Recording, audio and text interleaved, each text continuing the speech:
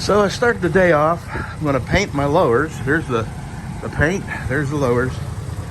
And you know how just one thing starts and one thing leads to another and nothing goes right. So yeah, I got another problem. Here we go. So I come out this morning and my tire was flat. I got no idea. Yesterday, before I left for my Patriot card thing, I checked my tire pressure and it had 35 pounds in it. So I got my hose out, and I like 38 pounds in my front and 42 in the back. That's just the way I do it. So for some reason, I could not get any air to go in through the valve. So it was, starting to get time where I had to leave. So I said, okay, 35 pounds is fine. I'll just leave it like that. And did the PGR thing, came home yesterday afternoon, put it in here. When I come out here this morning, the tire was flat on the rim. So I used that air chuck that I tried to use yesterday, and it would not air up. I could not get air to, so I tested the chuck, and sure enough, when you press the thing in the chuck, air's coming out. So I have another chuck, but this valve stem, let me show you where this valve stem is. This is such a stupid thing. Well, now I can't even, it's up under, of course it'd be where you wouldn't see it, but it's about this long, and you can't get an air chuck in there, but only one kind of air chuck will get. I even had to go buy an air gauge just to check this, a low profile air gauge. And anyway, I suspect it's the valve, and I may have messed something up using this very old air chuck. It's got rubber in it, and the rubber is deteriorating like everything made of rubber that comes from China. So that might be what happened. I got another chuck. I bent the valve. It's rubber. I pulled the valve out a little bit away from the rim. I got my other air chuck on it, and I aired it up. It's got 35 pounds of air in it. So we will see. I'll come out tomorrow and check it. And, if it's flat tomorrow, I'll pull the tire off and either... Here's another thing. This front tire concerns me. It's a never heard of it. Made in China tire. And I do not put cheap tires on motorcycles. I put Dunlops. I put the good stuff on, especially the front tire. You only got two, so you got to have good tires. Well, they put cheap Chinese junk on this thing because the tires that were on it were old, original tires on a 2011 motorcycle. And they said, they're fine. Well, they're fine if you're not the one on the motorcycle, and I'll buy it if you put new tires on it. And they did. So we got what we got. Cheapest Chinese tires they could possibly find. And anyway, so in the meantime, we have been waiting on this front fender for frickin' weeks now. You remember when she got backed into? The next day, I took the fender off and brought it to the body shop. And that's how long they've had it. Well, they just called this morning. They can't find the right color. You mean you've had this fender for 3 weeks, going on a month now, and you haven't got it painted yet? What kind of body shop cannot match paint? So he called me and wanted me to send him the VIN number and the year of the motorcycle. Well, I gave all that information to him when I brought the fender to them. So I'm about ready to go get that fender and bring it to another body shop. There's one in Shreveport. They specialize in motorcycles.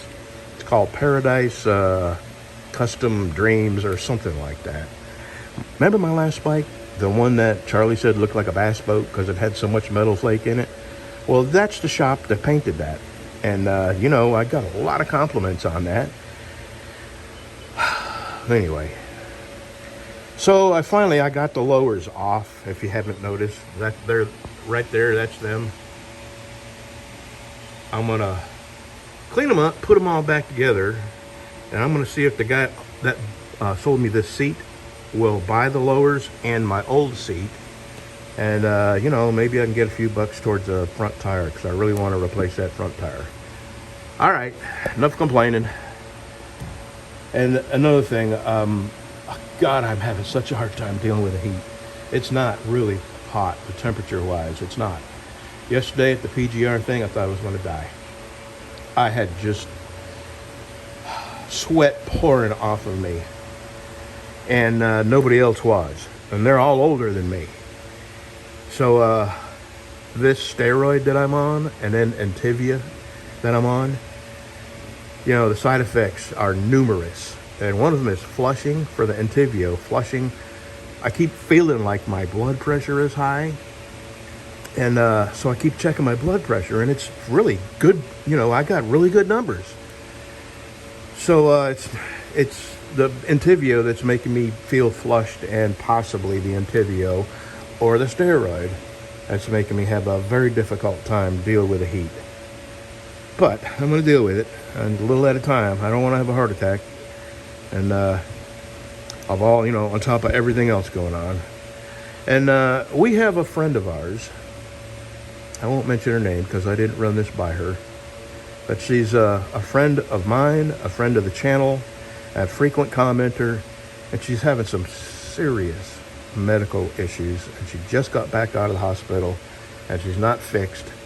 If you pray, if you would mention our friend, her name's Ann. Okay, if you would mention our friend Ann in your prayers, keep her in mind, because she's having a hard time. Okay, that's it for now. I'm gonna actually polish the chrome where the lowers were. I'll put these lowers back together and take the seat and stick it in my truck, along with the lowers and, you know, all the other hardware. Oh, and the backrest that used to go on my motorcycle, I took the bracket and the backrest off. I love this seat. I had a Road King a few motorcycles back, and that seat, man, that was the most comfortable seat I ever sat on, and this seat fits me just like the Road King seat does. Plus, this has airbags that I can air up and let down according to pressure points. My tailbone didn't hurt.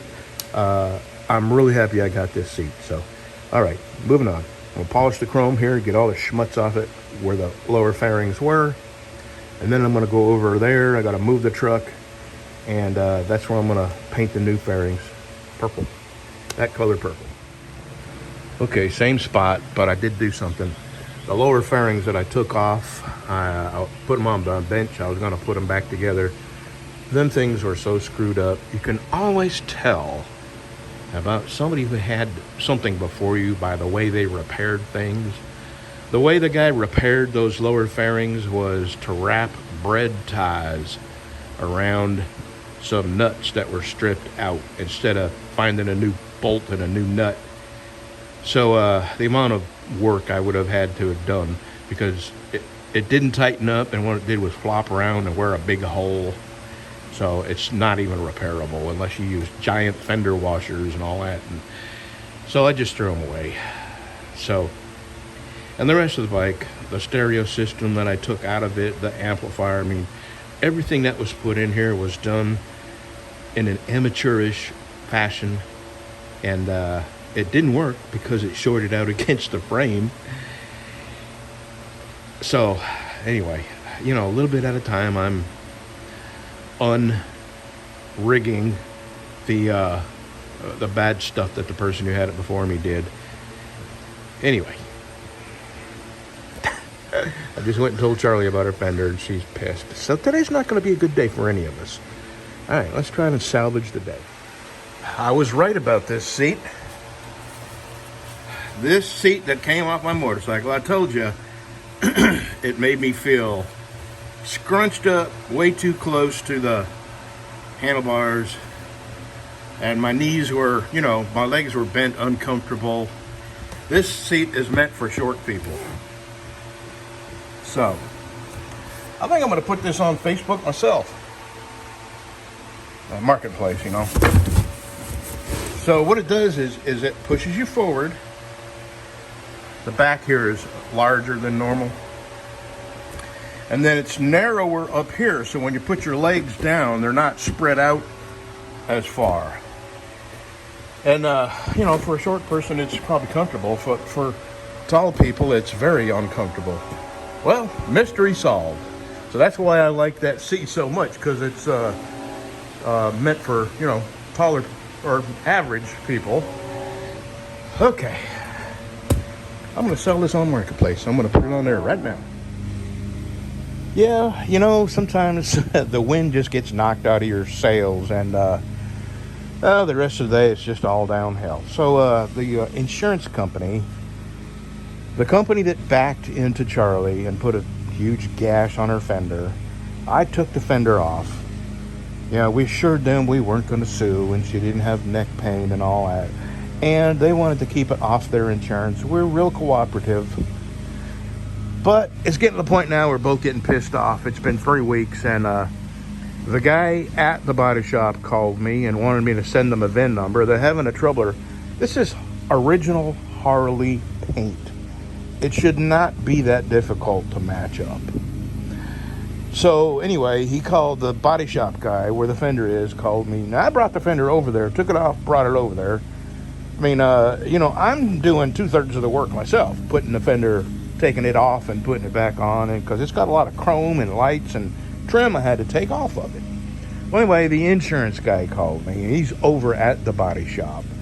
So I shouldn't be angry. You know, they're trying to get it exactly right, and but it's been 3 weeks, and 3 weeks of no riding, you know, and we've had good weather this last week. Anyway, all right, I'm here. Those are my lowers. There's my paint. I'm fixing to take everything out. I have a tarp there I'm going to lay across that table just so I don't get paint all over it, and then paint over everything else that I put on the table after I'm done. So that tarp will get put on the trailer, and that's what we'll throw leaves and junk in later in the trailer.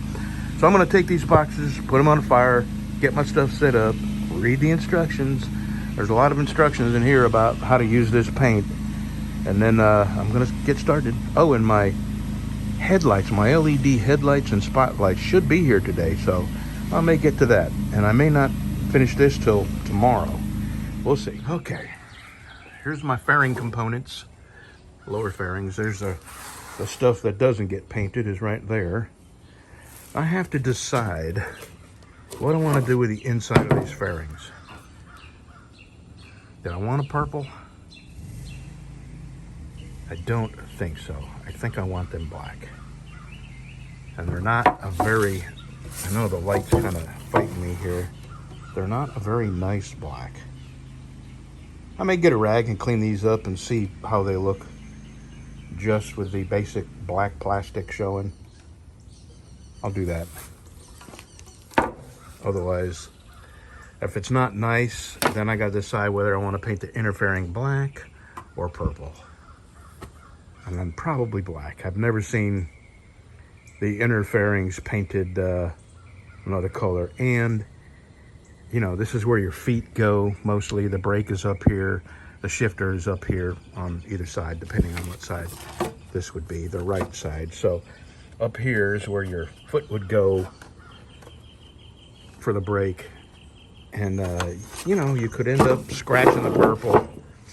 We'll see. I'll think about it. Anyway, here's what I got.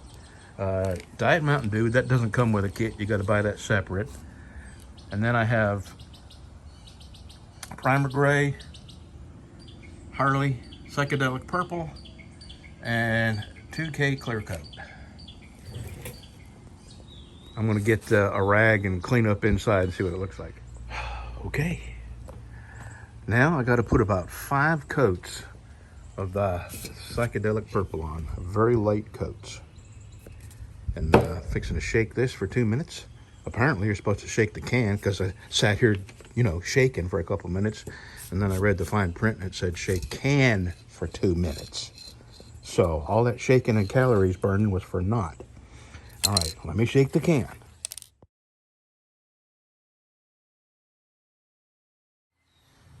Well, note to self. 1 can of primer was more than enough. 1 can of paint is nowhere near enough. It would take, I'm going to be able to get 3 coats on with that 1 can, and I think it's going to be okay. I hope the clear coat, I didn't look at the back yet. I don't know how many coats. It says to put 3 to 5 coats of this on. And, you know, I'll have 3 coats on, and then I'll hit it with a clear. And I will probably, so I gotta let that dry for an hour before I put the clear on. And where is the clear? Let's just read this together. Na na na na na na na. English.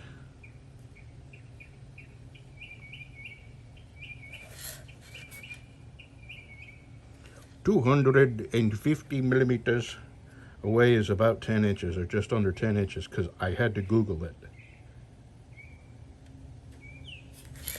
Okay. Drying time, 30 to 60 minutes. So, okay, I could have this done today. That's good. Oh, let me show you on the bottom here. This is a clear coat, and you have to pull that out and twist, and then it releases some kind of polymer in here to mix up with the rest of it. Interesting. We'll see. I mean, if I only got one more coat in it, I'm going to only paint the areas that will show. See these top areas? They're not going to show. It's got this goes over that. And, you know, I will avoid painting that. Up here, up top, I'll have to paint this little rib here. All right, well, be back in a minute. I'll put the last coat on, and then we'll wait an hour, and then put that clear coat on, and then wait an hour between each coat. Okay, barely had enough to put a third coat on all 4 pieces. So we'll be back in an hour. And now we go back to the garage, and I'll show you what I got. Well, let's just have a peek at the headlights, since it's not night, not dark, but that is not very bright. Now, I did buy a bulb for that. The, what are they called? Sylvania eye blistering bulbs or something. And, you know, it was brighter. And then I took all the lenses out, and I cleaned the I guess it's carbon that builds up on the reflector. I cleaned them all off, and it did make a difference. But it's nowhere near as bright as LEDs. So let me get them out of the package and start putting them in. All right, these are the lights. They still got their protective coating on them, but they've all got these glow rings, you know, these little halos that stay lit. So these, I'm probably going to have to wire these, probably, if that's okay if I do. But I believe this is probably plug and play, and that wire is what keeps the halo on at all times. All right, let me go get the other one off. I'm probably just going to do this for now, because if I got to wire these, and it's going to take a little longer. So I'm doing this, and then I'm going to go back and finish painting, putting the clear coat on my lower fairings. All right, on the older model Harleys, I think 13 and older, you have to buy this additional ring, and you have to take the headlight bucket off, and it's 4 screws and the 2 adjustment screws, and then you screw this back in with the 4 screws, and then you mount the LED headlight and the trim ring to that. So let me do that. Just a reminder, the DOT on the top of this goes straight up at the 12 and 6. And let me plug it in, get that ring on, and then put this ring on, and this one's done. All right, that's what it looks like. Let's turn this on.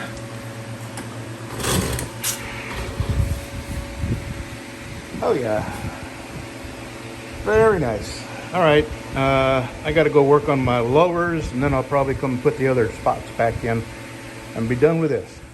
Okay, this is the clear coat. And the way you mix this, there's this cap on the bottom. This cap goes on the bottom. And then there's this little metal ring right here. You take that ring off and you put it right there. Then you pull this out and you turn it 360 degrees, and then you shake for 2 minutes. Be sure and shake the can though, because apparently you're supposed to shake the can, not just stand there and shake. Okay, I'm gonna do this and then put the very first coat of clear coat on. I hope I got enough purple on there. We'll see. And if not, you know, the bottom line is I could take everything off and do it again. I could probably even tape the bike and cover the bike up and do this on the bike. We'll see. We'll see what it looks like when I get them on the bike. All right, I gotta let that dry 30 to 60 minutes. So I'm just gonna put coats on it until I run out of this. And yeah, probably 3 or 4 coats is what I can get. I gotta lay it on its side because that's extruding. Extruding? Anyway, whatever word fits there. All right, back to the garage. I'm gonna put them spotlights on, or at least take the old spots out and see what I gotta do. I probably have to wire them up myself, which is fine. Yeah, it's plug and play. Okay, there's a ring in here. You use that same ring on this. Remember, DOT. Where is the DOT? Huh. Oh, okay. DOT goes up, and this fits in that little groove. That tab there fits right here. And now I need 2 hands to do this. So I'm gonna do both, and I'll show you what they look like. It's really simple, simple. Piece of cake. All right, now people can't see me now, they're blind. Okay, back to my fairings. I'm gonna plug my little trickle charger in because I've had that on quite a bit. And I want to keep my battery charged. It's an awful big engine with high compression to turn over with a little teeny tiny battery. All right, back to the fairings. All right, I got a 3rd coat on there. I think I got enough clear for 1 more coat. So I sure did shortchange myself. I had plenty of primer, which is 1 can, and I should have ordered 2 cans of paint and 2 cans of clear. So I'm just gonna make do with what I have. And anyway, I'm gonna sit here. It's a little after 4. I just put a coat on, so about 4:30, 4:45, I'll put the last coat on and go home. All right, almost there. Tomorrow's Friday. I got something to do tomorrow, so I can't get all sweaty and dirty. I may come down here and, you know, I got a lot of parts to put together that I gotta mount this on the bike and then put all these parts on it. So I don't know what I'm gonna do. We'll see. If not, I will finish this Saturday if I can't finish it Friday. All right, that's it for today. I'm on a clear coat. I got 5 or 6 coats of clear coat on. And yeah, I'm not a painter. I've got some orange peel. And it's not terrible. It's just not anywhere near the professional look I was going for, which is, you know, admittedly hard to do with rattle cans, although they have gotten better. And you know, there's lots of tutorials. Plus, all is not lost. There is a chance I can let this cure for, you know, several days and wet sand and buff, and it might bring more of a shine. See, that's what's lacking, is a real nice clear coat shine. So I think I'll have to wet sand and then buff the shine in. We'll see. I've never done that either, so what the heck? Why not, you know? All right, we'll be back tomorrow.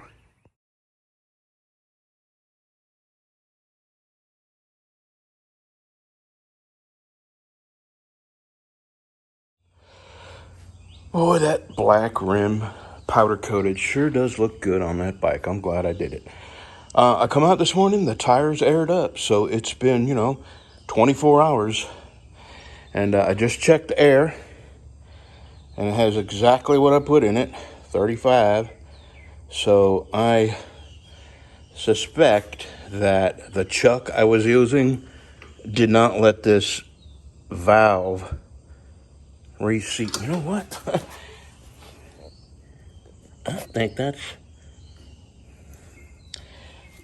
I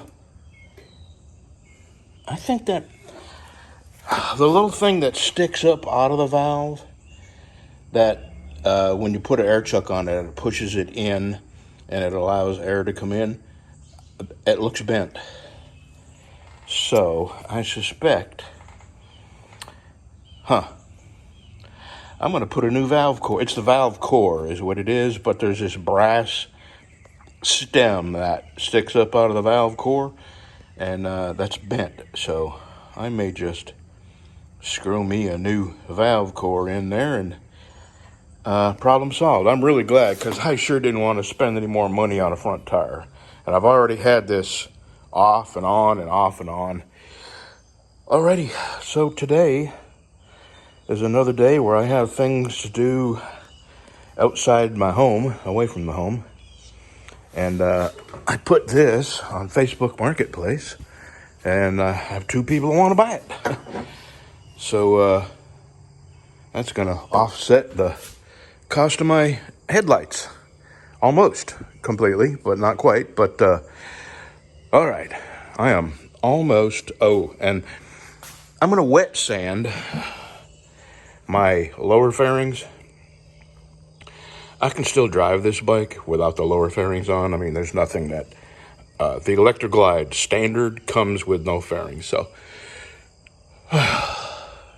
anyway, so I'm going to let that clear coat cure for a couple of days. And then I'm going to wet sand and polish, buff it out. And, if it's not perfect, it's just fine. It is way, way better than the black fairings that were on there. And they were so junky that I threw them away. I couldn't even sell them. Alrighty, so I don't know what I'm going to do next. We'll see. Have a good Saturday, y'all. Here's a little tidbit of information you may not know. On the VIN ID, which is on the left side of the motorcycle when you're sitting on it, this is for a Harley. I don't know about other motorcycles, but it will tell you, let me see if, it will tell you the PSI to put in your tires. Front is 36 PSI cold, and the back is 40 PSI cold. So I actually over-aired this a little bit. I'm gonna back it down to exactly 36. And I'm gonna give it one more check tomorrow to make sure this isn't leaking, and then I'll feel comfortable again. So another 24 hours, I'm gonna put it exactly at 36, and tomorrow I'll come check it again about this time. And temperature, because temperature definitely has an effect on tire pressure. So we'll see you tomorrow. Oh, while we're at it, here's another handy tip, that when you need to check your tire pressure, the valve stem will be exactly behind anywhere where you couldn't possibly get a tire gauge to it. And you'll have to move the bike forward or backwards 3 or 11 feet or a foot or just a couple inches. So, let me go find the valve stem. Yeah, you got to take the saddlebag off to check your tire pressure on a bagger. Or jack the thing up, get on your belly, and you might be able to see it under here. All right, let me go find the valve stem.